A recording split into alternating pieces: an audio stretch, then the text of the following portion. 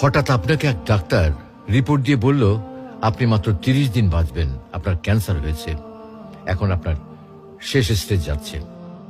এটা শুধু আপনি জানেন, আপনার পরিবার কিংবা বন্ধু বান্ধবরা কেউ জানে না। এখন এই রিপোর্ট পাওয়ার পরে আপনি বাসায় গেলেন, প্রতিদিনের মতো আজকেও আপনার বাবা আপনাকে বকাঝকা শুরু করলো, তোকে দিয়ে কিচ্ছু হবে না, সারাদিন কোথায় থাকিস তুই, অকাজের ছেলে, ইত্যাদি ইত্যাদি। এই মধ্যবিত্ত বাবার যেমন হয় আর কি। তখন কি প্রতিদিনের মতো আজও আপনি তর্ক করা শুরু করবেন, নাকি প্রাণ ভরে বাবার বকাগুলো শেষবারের মতো আরেকবার শুনে নেবেন? হঠাৎ আপনার মা এসে আপনাকে বলল, নে বাবা ভাতটা খেয়ে নে। আপনার মনে হবে এই বুঝি আপনার মায়ের শেষ হাতের খাওয়া, আপনি আর বাঁচবেন না। আপনি পরম তৃপ্তি নিয়ে খাবেন এবং আপনার কাছে মনে হবে এটা আপনার শ্রেষ্ঠ খাবার, যদিও ডাল ভাত হোক না কেন।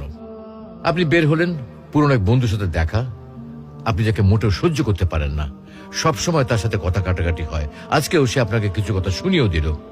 আচ্ছা, এখন কি আপনি তার সাথে তর্ক শুরু করে দেবেন? মোটেও না। আপনি হয়তো তাকে জড়িয়ে ধরবেন এবং বলবেন, দোস্ত ভালো থাকিস। আচ্ছা জানেন, আমরা এখন মৃত্যুর কথা ভাবতেই চাই না, এ থেকে আমরা পালিয়ে বেড়াতে চাই। কিন্তু যদি আপনি ভাবেন যে আজই আপনার শেষ দিন, তাহলে দেখবেন সবকিছুই আপনার কাছে ভালো লাগছে। তাই ইগো ছেড়ে দিন, ইনশাল্লাহ আপনার মন ভালো হয়ে যাবে।